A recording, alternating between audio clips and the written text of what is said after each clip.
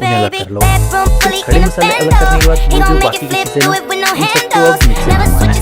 तो इसे ठंडा करके मिक्सी घुमा सकते हो या फिर डायरेक्ट भी घुमा सकते हो। और ठंडा करने का वेट नहीं करना है तो आप इसके साथ इसमें बर्फ़ भी डाल देना। तो बर्फ़ डालने के बाद इसे एक बार अच्छी तरह से घुमा लो और फिर इसे अच्छा सा पेस्ट बनाने के बाद एक बर्तन में निकाल लो। फिर बर्तन में निकालने के बाद अब क्या करना है, ले लो एक बड़ा सा बर्तन, इसमें डाल दो बहुत सारा तेल, लगभग 1/4 कप तेल डाल दिया।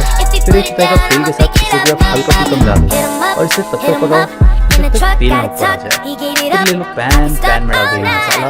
अब आप इसे मटर पनीर मिक्स वेज जो बनाना चाहते बना सकते हो। तो मैंने इसमें डाल दिया मटर पनीर फ्रेश क्रीम, थोड़ा सा कसूरी मेथी डाल दिया।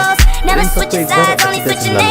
जैसे इसे रेस्टोरेंट किचन में टमाटर की ग्रेवी कहा जाता है, ये जैसे प्याज की ग्रेवी बनता है इसका रेसिपी मैंने ऑलरेडी अपलोड किया है। फिर क्या पनीर को मिक्स करके डाल लो, गरम गरम सर्व कर लो। और हाँ, अगर ये ग्रेवी की रेसिपी पसंद आई तो वीडियो को लाइक कर देना।